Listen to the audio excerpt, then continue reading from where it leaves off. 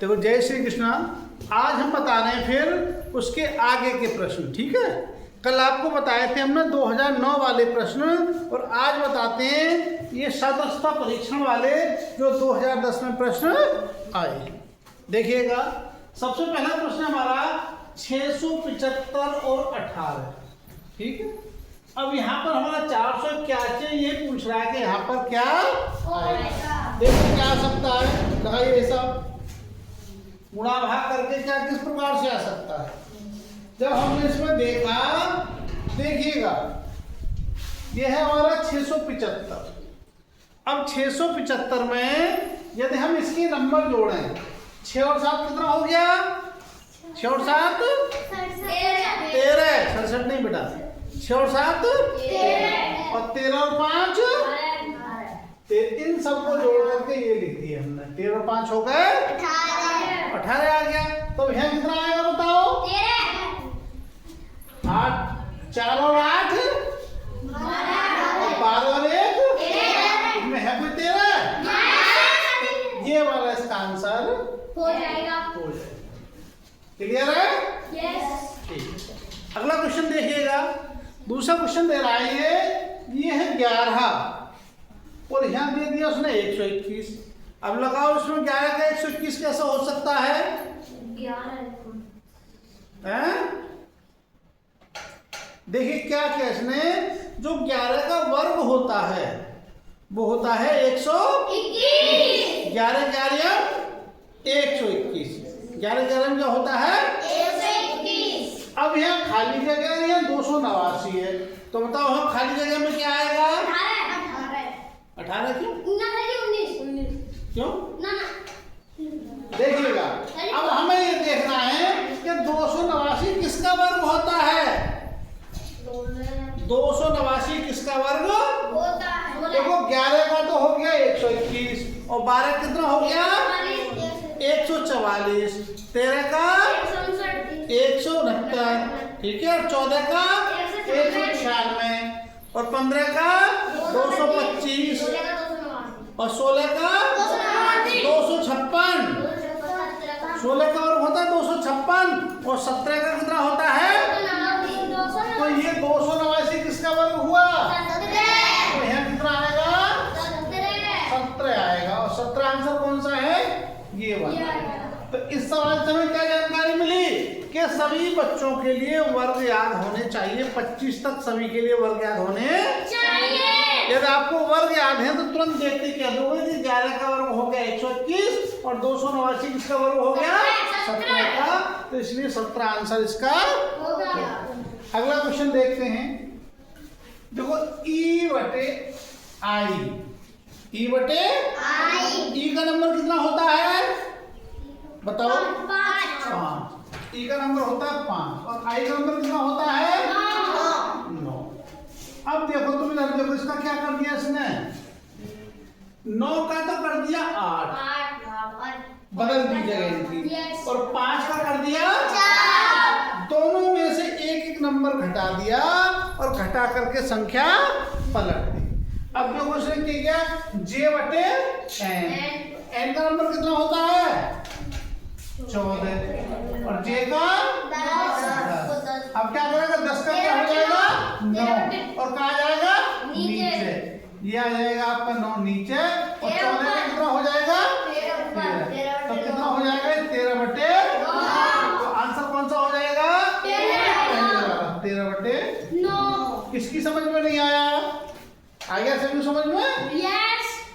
ठीक, अब आगे चलते हैं। देखो ये अगला क्वेश्चन दे रखा है FHOR और इसका दे दिया इसने CFL, ये बन गया।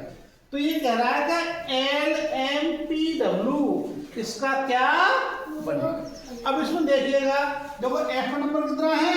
6, H का 8, O का 15 और R का 18। इनके ABCD के नंबर आपको याद होने चाहिए तो जल्दी कर लोगे। C का नंबर कितना है? 3, F का 6, L का 12 और P का 16। अब देखो यहाँ 6 था, यहाँ कितना रह गया? 3 क्या घट गए 3। यहाँ पे 8 था, यहाँ कितने रह गए 6 क्या घट गए 2 इसमें 3 घटे और इसमें कितने घटे 2। अब ये 15 के क्या रह गए 3 12, तो 3 घट गया, 18 का रह गया 16। तो एक बार 3 घट रहे हैं, एक बार 2 घट रहे हैं। तो n में से 3 घटाएंगे तो कितना रह जाएगा, n का नंबर है कितना 12, और 12 में से 3 घटाएंगे जब हम तो कितना रह जाएंगे 9। और 9 किसका होता है i का, i का नंबर होता है 9। m का नंबर कितना होता है याद करनी 13। m का नंबर कितना होता है 13, और 13 में से 2 घटाओ तो कितना रह जाएगा 11। तो क्या हो जाएगा 11 का मतलब k, ठीक है। हाँ, और इसका कितना है p का नंबर 16 में से क्या हटाएंगे 3, तो 3 घटाएंगे तो कितना जाएगा 13। कितना होता है m का, और w का कितना होता है 23, और 23 में से 2 हटाएंगे तो कितना रह जाएगा 21, और 21 का मतलब u, तो कितना रहेगा i k n u, i k n u कौन सा हो गया, ये वाला इसका आंसर हो गया। किसकी समझ में नहीं आया ये बताओ मुझे, है क्या नहीं आया इनकी कोई गिनती, तो इनकी गिनती याद होनी चाहिए बेटा। ABCD के सबके नंबर हमें याद होने चाहिए, याद होंगे तो हम जल्दी से इसे लगा के कर सकते हैं। ये याद करके आओगे कल पक्के, ठीक है। हाँ। अगला देखिएगा GEC और CAY। अब मंत्र देखो उसी हिसाब से है, ये भी उसी प्रकार का प्रश्न है। तो देखो G का नंबर कितना होता है 7, और E का 5, और C का 3, और इस C का कितना होता है 3, 1 और Y का 25।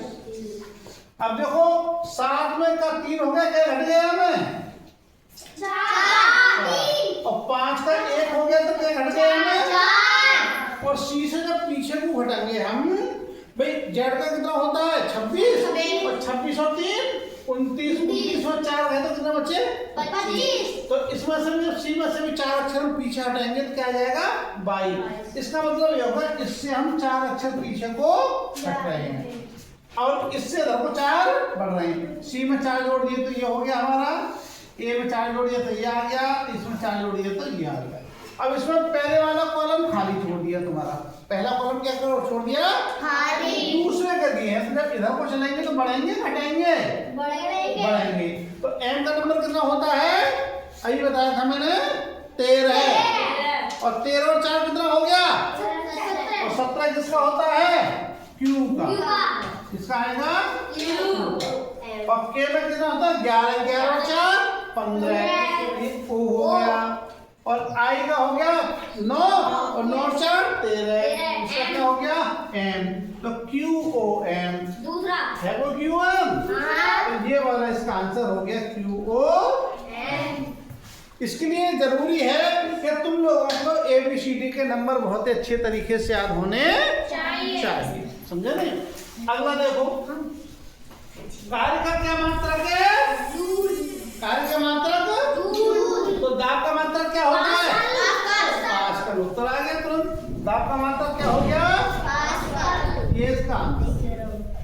ठीक, आगे चलते हैं। हवाई जहाज कहाँ खड़ा होता है, हवाई अड्डा। हवाई अड्डा जो बना होता है वहां पर हवाई जहाज खड़ा होता है। अब इसके बाद यह है समुद्री जहाज होता है, पानी का जहाज होता है समुद्री जहाज, तो वो कहाँ खड़ा होता है, समुद्र महासागर जेटी बंदरगाह है, कहाँ पर ऐसा है जो उनको खड़े करने की जगह होती है जहाँ पे रुकते हैं।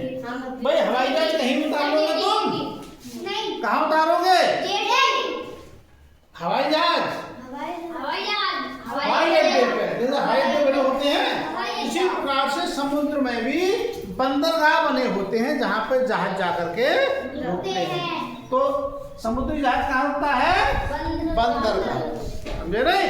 तो ये आपका 2009 में जो प्रश्न आए थे वो सब करा दिए, और ये 2010 वाले जो प्रश्न हैं वो सारे हो गए। अब अगली वीडियो में क्या कराऊंगा मैं, 2011 में 11-12 में जो भी प्रश्न आए हैं वो सभी कराएंगे।